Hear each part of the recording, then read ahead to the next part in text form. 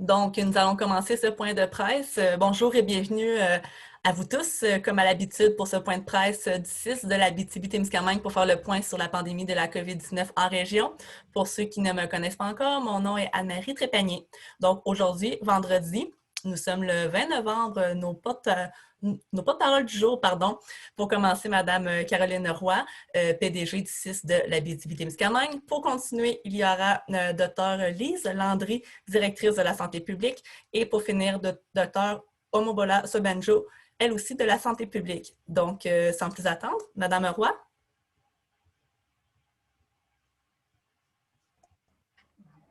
Oui, bonjour. Parfait. Encore une fois, c'est un plaisir de m'adresser à vous aujourd'hui en décalant d'une journée cette fois-ci notre point de presse dans la volonté de pouvoir vous donner toute la nouvelle information qu'on a concernant les messages liés à la situation pandémique ou épidémiologique actuelle en région, notamment au niveau des directives là, pour le temps des fêtes qui ont été communiquées et bien diffusées hier par notre premier ministre, M. François Legault. D'abord, avant d'aborder ces nouvelles directives, je souhaitais vous présenter le fait qu'on a maintenant une nouvelle plateforme qui est disponible et accessible directement via notre site Internet qui s'appelle « Aller mieux à ma façon ».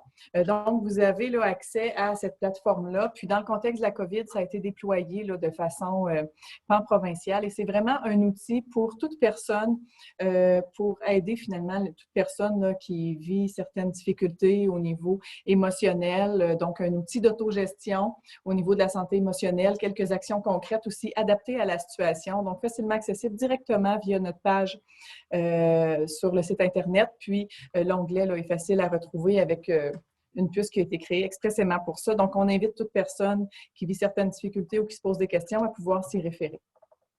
Sinon, je vais quand même introduire là, quelques messages concernant les directives pour le temps des fêtes.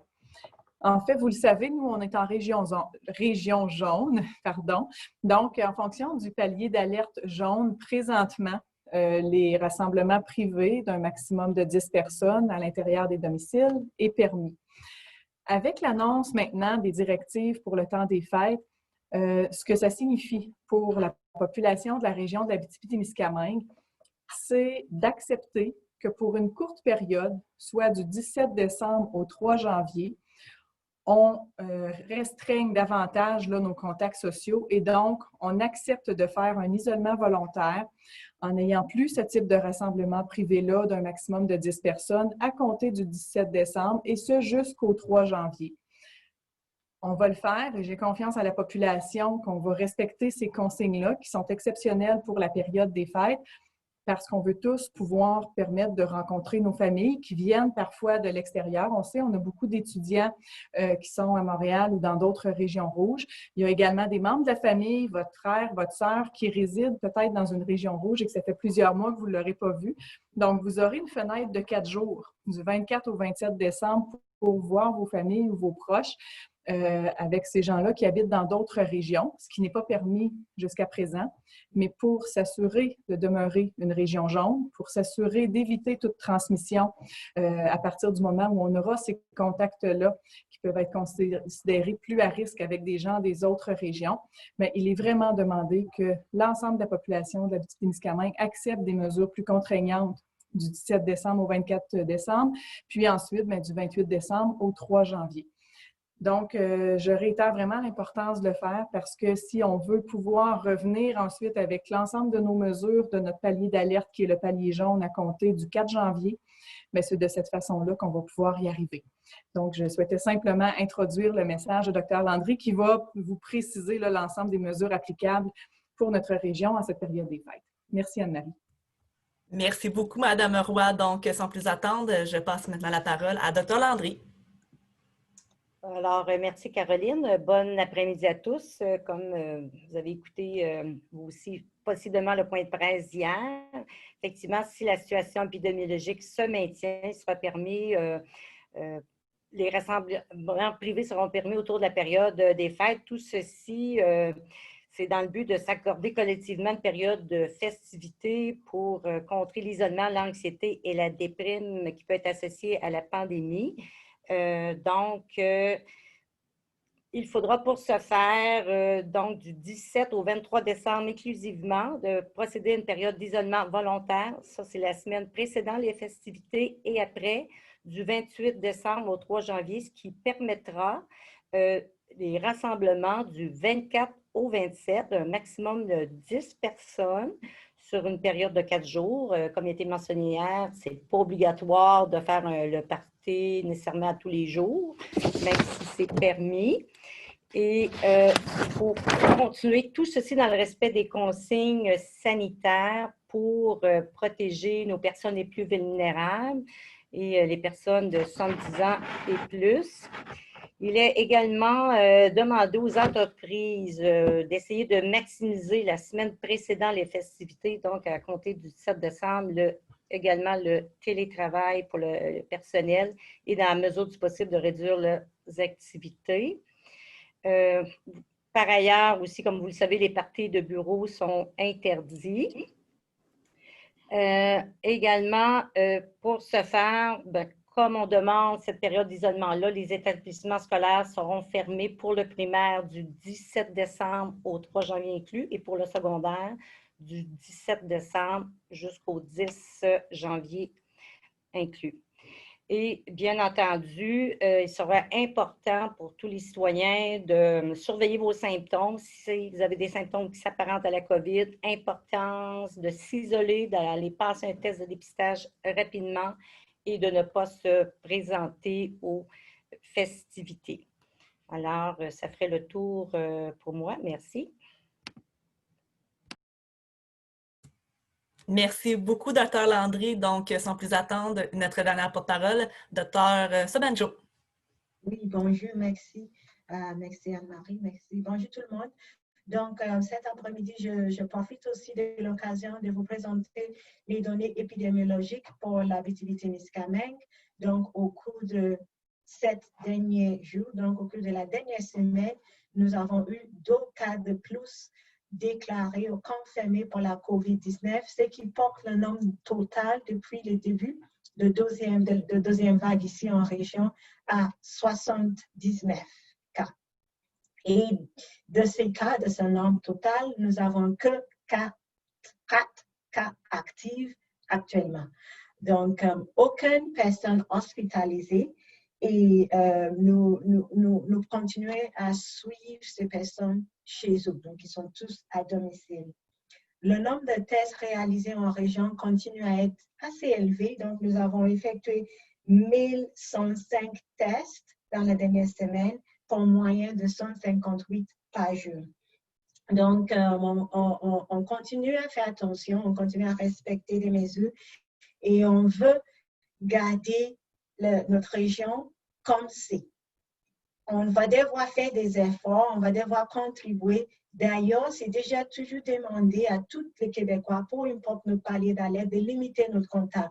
Cette fois-ci, on va aller plus loin pour faire un confinement volontaire entre le 17 et le 24 et entre le 29 et le 3 pour permettre à pouvoir retourner dans un palais jaune après la période de fête dans laquelle on aura de contacts peut-être un peu plus élevés qu'on a eu dans les dernières semaines. Donc, on compte toujours sur votre collaboration et on va aussi publier des informations et des recommandations, des directives qui peuvent aider les gens à se retrouver facilement qu'est-ce qui est permis, qu'est-ce qui n'est pas permis et comment s'organiser pour avoir de périodes de fête ou pour recevoir de visites chez vous de façon sécuritaire. Merci beaucoup. Merci beaucoup, Dr. Sobanjo. Donc, nous serions déjà rendus à la période de questions. Comme à l'habitude, vous pouvez soit ouvrir vos micros ou bien y aller par le chat, une personne à la fois, s'il vous plaît. Je me lancerai en premier. Avec ce qui a été permis pour les fêtes, est-ce que vous craignez une hausse du nombre de cas pour, après les fêtes, dans le fond, pour le mois de janvier en région? Avec ce qui a été permis, avec la période de confinement volontaire avant et le confinement après, cela nous permettra de pouvoir retrouver les cas assez facilement, s'il y en a. c'est sûr que si les gens commencent même dès maintenant à respecter des mesures, et ceux qui vont avoir, soit leurs enfants, les étudiants qui vont revenir en région, commencent déjà à diminuer leur contact avant de rentrer dans leur maison ici en région, toutes ces mesures-là vont permettre de diminuer le risque de transmission. Deuxièmement, si par ailleurs quelqu'un est déjà exposé, mais n'est pas encore positif, c'est-à-dire n'a pas encore commencé à avoir des symptômes, si ça arrive lorsque la personne est déjà en région, le fait de limiter les contacts que pour ceux qui habitent dans la même adresse va permettre que le pire qui va arriver, c'est qu'on aura plus de cas dans la même adresse, mais tout le monde est déjà en confinement. Il n'y aura pas de propagation au sein de la communauté. Donc oui, il se peut qu'on aura plus de cas associés à ces permissions, cette autorisation aux périodes de fête, mais ce qu'on ne veut pas, c'est une propagation hors de contrôle soutenue au sein de notre communauté. C'est ça qu'on ne veut pas. Il y aura sans doute, vous le savez, beaucoup de déplacements vers les zones jaunes ou des gens vers les zones rouges, c'est-à-dire et des gens aussi qui vont venir visiter. On a beaucoup de questions sur qu'est-ce qui devrait être fait, qu'est-ce qui devrait être permis. Vous avez parlé des étudiants, mais aussi n'importe quelle autre visite. Comment est-ce qu'on devrait s'organiser si on pense être en contact avec des gens des zones rouges pendant la période des fêtes? Donc, c'est une très bonne question. Et d'ailleurs, c'est pour ça que je mentionnais que nous sommes à finaliser un document avec ces directives, des informations qui peuvent aider les gens à mieux se préparer. Mais je vais nommer quelques éléments. Un de ces éléments, c'est de limiter le contact parce qu'on sait que c'est lorsque tu es en contact avec quelqu'un qui est infecté que tu peux attraper la maladie. Donc, si je vois moins de monde et le seul nombre de personnes, les personnes que je vois, c'est ceux qui habitent chez moi et ou les personnes que je côtoie avec lesquelles je travaille. Mais au milieu de travail, normalement, les mesures doivent être respectées. Et on doit le faire de plus rigoureusement maintenant. Donc, pendant la période de pause, pendant la période de dîner, il faut faire attention lorsque les types de contacts qu'on a avec nos collègues. À part de ça, donc, si on commence ça déjà, et c'est le même consigne qu'on doit transmettre, soit à nos enfants, nos frères, nos soeurs, tout le monde de la famille qui va venir nous voir ici, c'est le même consigne qu'on doit le donner. Si moi aussi je vais voyager, c'est le même consigne que je dois commencer à appliquer dès maintenant, de limiter mes contacts pour pouvoir éviter de l'attraper. Parce que d'ailleurs, si quelqu'un attrape la COVID, la personne ne peut pas voyager, ne doit pas voyager, ils doivent respecter un isolement de 10 jours jusqu'à temps que les symptômes se résolvent. Donc, c'est important que si on veut vraiment aller voir nos familles ou on veut profiter que nos familles puissent venir nous voir, c'est important qu'aux autres ne l'attrapent pas. Des gens qui sont symptomatiques ne doivent pas participer à ces rassemblements. Donc, pour ne pas être symptomatique, il ne faut pas l'attraper. Donc, c'est pour ça que les mesures en amont sont très, très importantes. C'est ces mesures-là également, lorsque quelqu'un intègre, c'est-à-dire si on reçoit quelqu'un qui était dans les zones rouges, qui arrive ici, premièrement, il faut se rappeler que le règlement de zone rouge suit la personne, peu importe où la personne se trouve à travers la province. Donc, lorsque la personne arrive à la maison chez nous, il faut faire attention, il faut essayer de limiter le contact, de ne pas inviter d'autres mondes à venir chez nous. Donc, si on a quelqu'un chez nous qui arrive de zone rouge pendant la première semaine, 2 semaines que la personne est avec nous, il faut limiter notre contact. Si ça tombe dans la période de 24 et 27, on va faire attention, on va faire nos rassemblements, mais après, on va se mettre en isolement volontaire pendant 7 jours.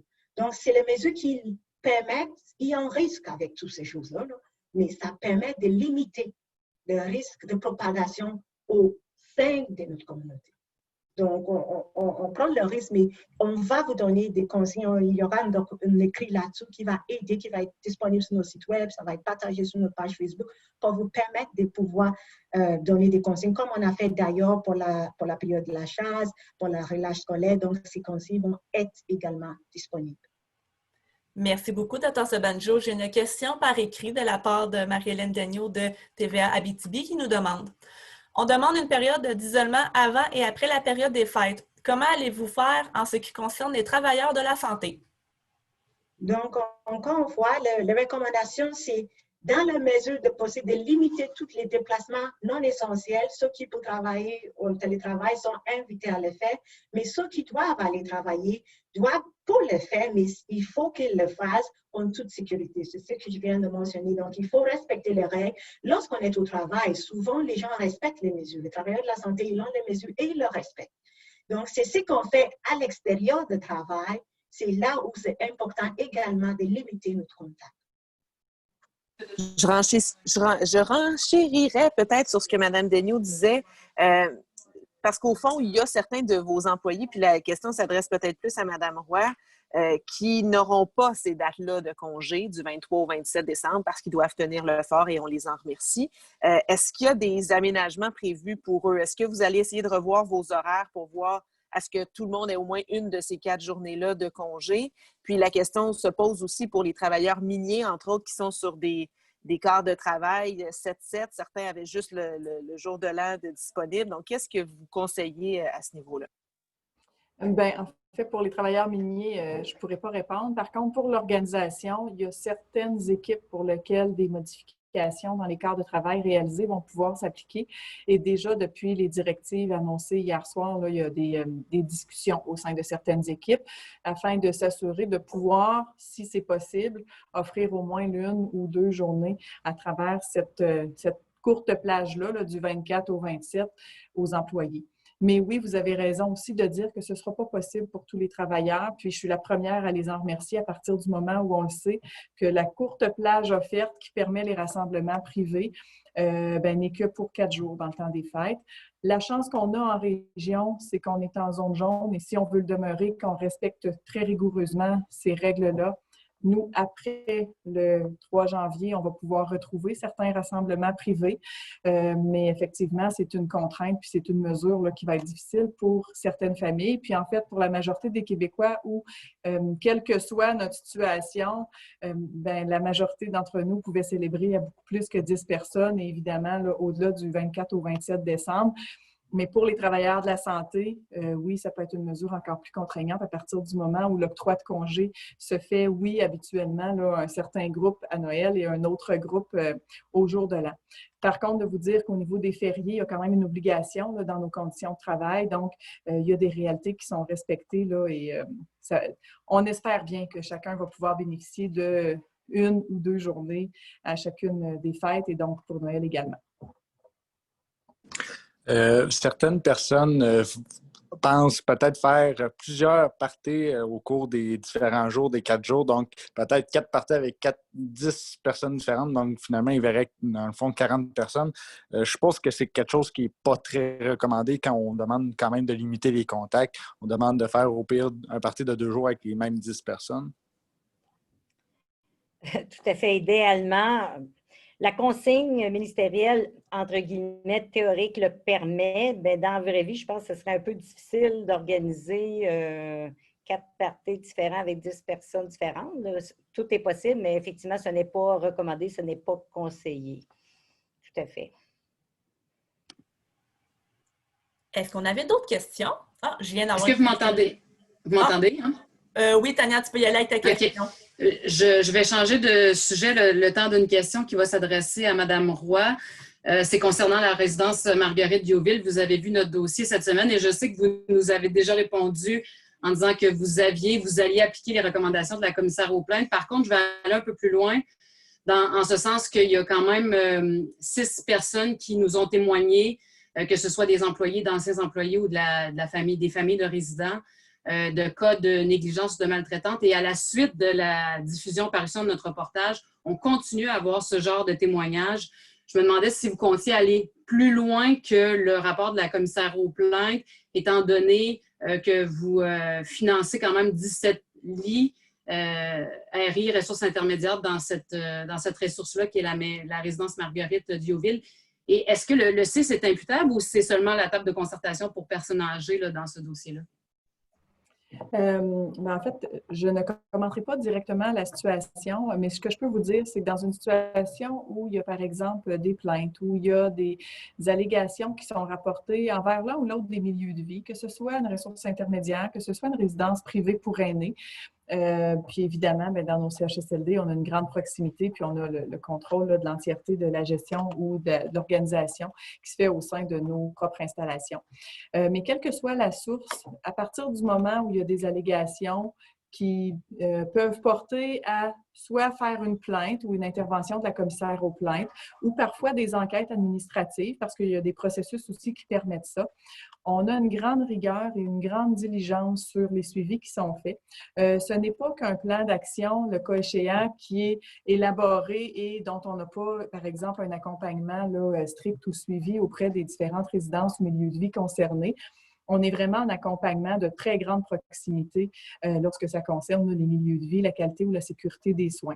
Donc, c'est ce que je peux vous dire au niveau du processus qui existe. Quant à la responsabilité directement, elle est différente si c'est une résidence privée pour aînés ou une RI. On est responsable de la certification des résidences privées pour aînés, donc on a un droit de regard quand même là, assez important sur l'offre de services qui se fait là. Puis évidemment, la commissaire aux plaintes peut être interpellée quand c'est une résidence privée pour aînés. Quand c'est une ressource intermédiaire, on a la responsabilité de la qualité des soins qui est offerte et c'est nos propres professionnels, donc que ce soit infirmières, travailleuses sociales, physiothérapeutes, nutritionnistes ou autres, qui se présentent même pour offrir les services directement au sein du milieu de vie. Par contre, tout le volet là, hébergement et offre au niveau des préposés, gestion se fait directement par le propriétaire ou le gestionnaire. Donc, c'est ce que je pourrais répondre là, par rapport à la situation sans pouvoir commenter la situation dont il est question précisément. Merci beaucoup, Mme Roy. Donc, je passerai aux questions par écrit. Nous en avons deux. Donc, la première de TVA Abitibi qui nous demande « Quelles sont les mesures de sécurité mises en place? Est-ce que les travailleurs devront subir un test de dépistage en revenant de leur congé des fêtes? » Donc, on est de retour sur le sujet, en fait, de la période des fêtes. Donc, non, il n'y aura pas une obligation de passer une thèse de dépistage et cela a été bien expliqué hier par le ministre de la Santé, Dr. Arruda, et je vais le réitérer que ce n'est pas le test qui permet de dire que quelqu'un ne sera pas positif. C'est-à-dire, le test nous informe jusqu'au moment qu'on le fait, mais plus tard, on ne le sait pas. Ce qui sera recommandé de notre travailleur, c'est de respecter les consignes, comme il fait déjà d'ailleurs au sein de notre milieu, mais aussi lorsqu'ils seront chez eux, lorsqu'ils vont faire des rassemblements, de faire attention, de démorer des exemples, et lorsqu'ils vont revenir, ils doivent. Il y a des questionnements qu'on fait, il y a des évaluations, ceux qui présentent des symptômes ne peuvent pas travailler, ils sont évalués et le test est demandé selon l'indication. Donc, s'ils ne posent pas, si l'évaluation ne donne pas une indication d'un test, il n'y aura pas un test. Donc, il n'y a pas de dépistage systématique des personnes asymptomatiques qui reviennent de congé de fête. Ça ne fait pas partie de notre mise en place. Merci. Merci beaucoup. J'irai avec la deuxième question. J'aurais peut-être juste un petit ajout sur le dépistage, puisqu'on est là-dessus. Est-ce qu'on a les capacités d'augmenter le dépistage si jamais il y a des demandes accrues?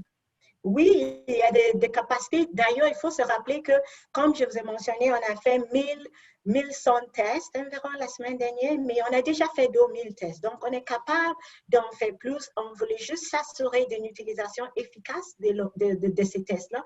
On ne voulait pas tester des gens pour donner une fausse assurance pour que les gens puissent aller faire 10 fêtes, 4 fêtes ou 10 fêtes avec 10 personnes.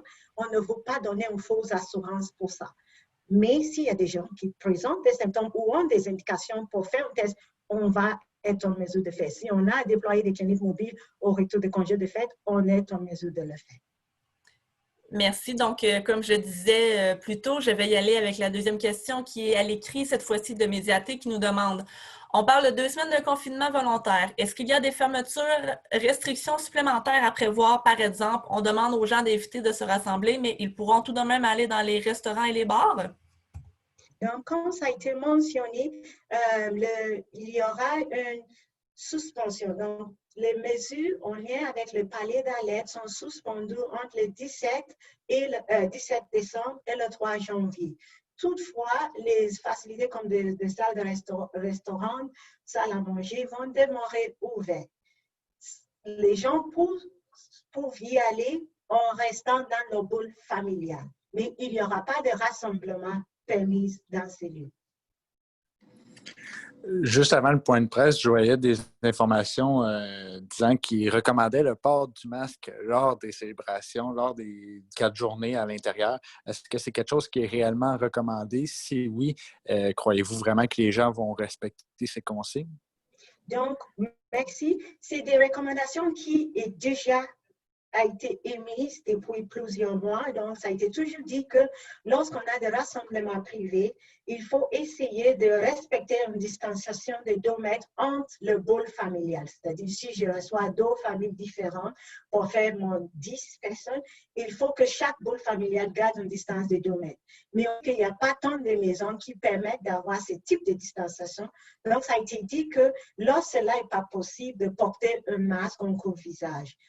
On sait que s'il y aura de souper ici, les gens vont manger, ils ne peuvent pas garder de masque, mais c'est une recommandation qui est valable lorsque c'est possible et dans la mesure qu'on peut le faire. Oui. Merci. J'ai une autre question par écrit qui va comme suit. On parle de suspension du palier d'alerte. Ça peut être mélangeant pour les gens. Pouvons-nous être plus précis sur l'ensemble des consignes pré- et post-Noël? Donc, je peux comprendre que c'est un peu mélangeant et c'est un enjeu que nous avons parce que la situation épidémiologique est bien dans notre région. Il ne faut pas s'oublier qu'il y a des régions que pendant plusieurs semaines, les gens n'ont pas l'opportunité d'avoir des rassemblements, d'aller dans un restaurant, d'aller dans un bar. Donc, déjà, nous, on profite des mesures et des mesures de prévention qu'on a fait et le fait qu'on a toujours respecté les mesures qu'on a mis en place ici en Abitibi-Témiscamingue. Donc, oui, ça peut être mêlant, mais ce qui est clair, c'est qu'actuellement, tout qui est permis jusqu'à date reste permis jusqu'au 17. À partir de 17, tout le monde doit faire le plus possible de rester dans le boule familial. Donc, tout ce que je fais, c'est de faire ça avec ma famille. Donc, je n'invite personne chez moi. Mes enfants ne vont pas aller jouer avec les autres amis autant que possible et restent à la maison. Si on doit faire quelque chose, on va aller comme famille, aller le faire. Mais on retourne. Si je dois faire des déplacements pour aller à l'épicerie ou aller au travail, je peux le faire, mais je retourne chez moi autant que possible. C'est ça qu'on demande pendant une semaine avant le 24, jusqu'au 24 et entre le 24 et 27. 24, 27, je peux recevoir des visites, je peux faire des rassemblements, je peux aller chez quelqu'un. Après le 28, on tombe encore dans la même période, donc confinement volontaire. Donc, on limite le contact complètement, sauf si c'est vraiment nécessaire. Et lorsqu'on va être en présence des autres personnes qui n'habitent pas chez nous, on porte un masque autant que possible. Et arrivé 3 janvier, on retourne comme on est maintenant. Vous parliez tantôt qu'il pourrait avoir des accès. Ça pourrait changer si la situation s'empire au Québec. Est-ce qu'on peut estimer que si la situation s'empire ailleurs au Québec, mais demeure stable en région, on pourrait avoir des rassemblements ici, mais pas dans les zones rouges? Est-ce qu'on pourrait revoir un peu les zones, mais pour Noël, si jamais la situation s'empire ailleurs, mais pas ici? Je crois que ce serait difficile si les choses s'empirent ailleurs. Ce serait difficile de penser que nous, on va pouvoir faire des rassemblements ici. Pourquoi? Parce que, comme quelqu'un l'a déjà mentionné, ce serait... si on dit qu'il n'y aura pas de croisement des régions, on nie la vérité. On sait qu'il y a des gens que le seul membre des familles qui l'ont ne sont pas en Abitibi-Témiscamingue. On sait qu'il y a des gens qui sont ici pour les études, ils vont devoir retourner chez leur famille et vice-versa. Donc, le fait qu'il y aura un croisement, peu importe, parce que si on permet des rassemblements ici, il y aura des gens de zone rouge qui vont venir faire ces rassemblements. Donc, ça va augmenter le risque d'avoir des cas. Donc, si la situation s'empire, les mesures qui vont être applicables aux autres régions vont être applicables ici aussi. Surtout, il faut qu'on espère qu'on reste jeune, que nous, ça ne va pas être chez nous que la situation va s'empirer. Merci beaucoup, Dr. Sobanjo. Est-ce qu'on avait d'autres questions? J'aurais peut-être une dernière question sur les activités extérieures, parce que depuis le début, on dit que c'est préférable là, de faire des activités extérieures.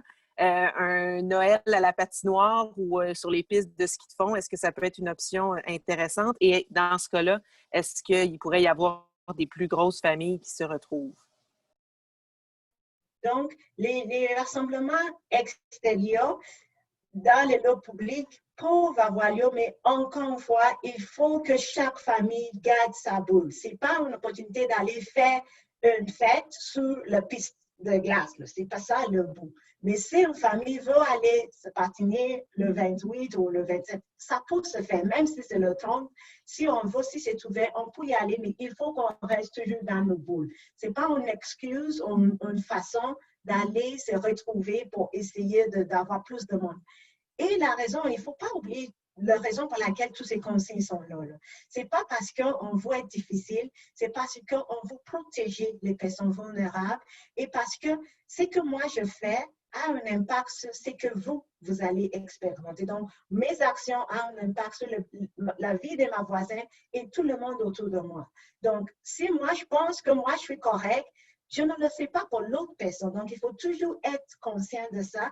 Et c'est pour cela, d'ailleurs, que lorsqu'on fait des actions, il faut qu'on pense aux autres. Donc, c'est pour cela qu'il faut éviter d'essayer de se retrouver, parce que si on se retrouve et il y a des gens de zone rouge, zone orange et toute zone qui patinent ensemble et ne respectent pas le 2 mètres entre le boule, il peut avoir une transmission, même si le risque est plus faible à l'extérieur. Est-ce qu'on avait d'autres questions? Je crois qu'on a fait le tour pour aujourd'hui. Donc, merci encore de vous être déplacés en aussi grand nombre virtuellement et on se retrouve la semaine prochaine. Merci beaucoup. Merci beaucoup. Bonne